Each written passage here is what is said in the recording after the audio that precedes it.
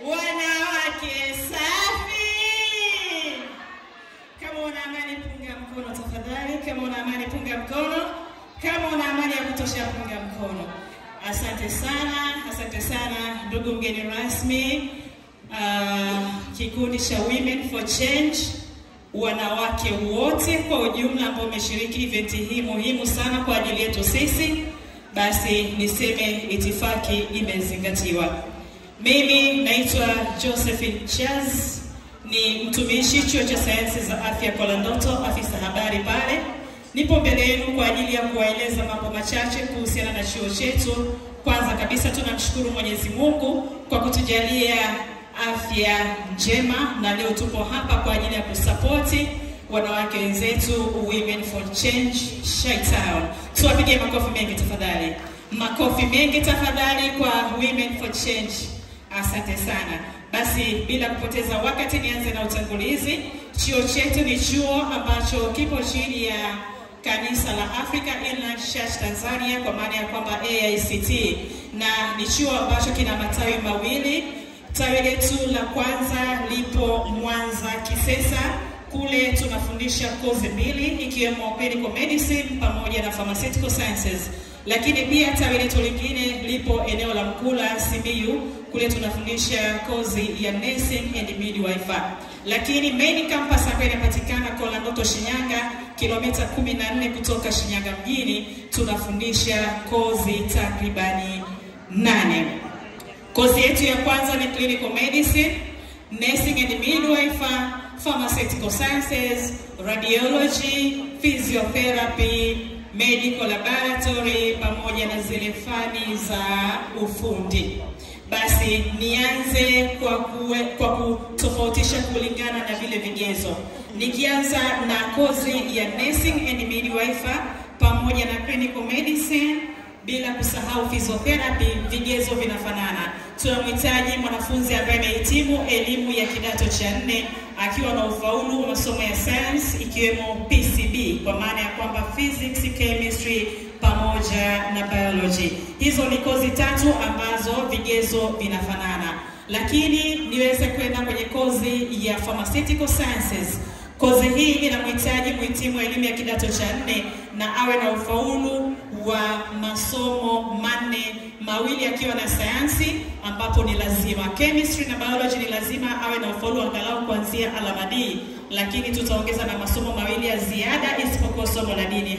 Hata kama ni kutoka arts basi tunampokea. Lakini pia tuna kozi nyingine ya medical laboratory.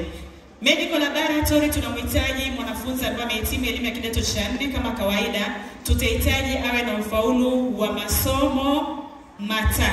Somo la kwanza ni chemistry, biology, lakini pia tunahitaji aidha kati ya hesabu, physics ama engineering sciences. Basi tutakuja kuongezea kwenye ile chemistry na biology, na baada ya hapo tutaweza kuongeza na somo lingine la Kiingereza. Basi ndipo atakuwa amequalify kujiunga na kozi ya medical laboratory. Lakini bila kusahau tuna kozi ya radiology. Hawa ni watu wa mionzi wanaochunguza miili yetu ndani kama kuna shida yoyote.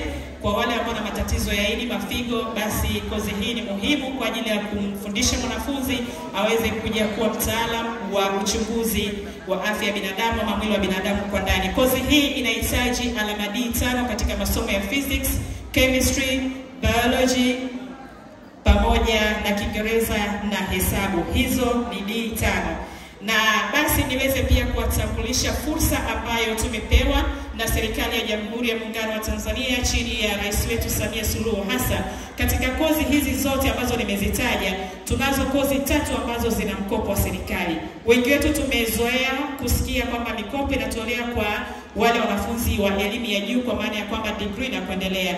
Lakini sasa hivi vyuo vya kati vya afya nchini Tanzania kuna mikopo kwa wanafunzi ambao wanasoma kozi ya physiotherapy, radiology pamoja na medical laboratory. Hivyo basi vigezo vile ambavyo nimevitaja, kama una mtoto nyumbani ama ndugu yako, rafiki yako, jamaa yako, basi mlete. Akishafanya application kwa upande wa chuo chetu, basi baada ya hapo atakuwa tutamsaidia kuapply mkopo na mwisho wa siku atasomeshwa na serikali, na mkopo huu ni 100%. Kwa hiyo kama unahisi watoto wapo wengi unawasomesha, hakikisha kagua vyeti vyake vya form 4 kuanzia leo hii, basi mwisho wa siku mlete kwetu, tutamsaidia kuapply mkopo wa serikali na mwisho wa siku atasomeshwa na serikali. Mama Samia oye! Mikopo kwa vyuo vya kati juu. Yes, na baada ya hapo pia niweze tu kuwafungulia fursa hata ninyi ambao mpo hapa, aidha una taaluma nyingine ama pia unahitaji kujiendeleza katika fani za afya. Karibu pia na wewe usomee kozi hizo. Ukiwa na vigezo vya vile kozi vyenye mkopo, karibu usomee kwetu na mwisho wa siku mambo yatakuwa ni burudani. Basi niweze kuelezea pia namna ya kuweza kufanya usajili. Ni rahisi sana. Wanakuambia siku hizi tunaenda kidigitali zaidi, tunarahisisha mambo katika simu ya mkononi. Kwanza kabisa utatupigia na kwenye namba za simu. Ukiangalia kwenye meza yako hapo kuna vipeperushi ambavyo tumeviweka. Ukiangalia hapo tuna vipeperushi kama hivi hapa, kila mtu atazame. Hapo chini kuna namba ya simu ambayo ni ya chuo ambayo ni 0742155623. Namba zangu pia unaweza ukanitafuta kwa sababu pia nipo kwenye dawati la udahili na itakuwa ni rahisi sana. Utapiga simu, tutamsajilia mwanao mara moja kwa haraka. Namba zangu kwa wale ambao watapenda kuandika nitazitaja baada ya sekunde 2. Ni 0784 12 96 46. Asa njia nyingine ya kufanya application ni rahisi sana.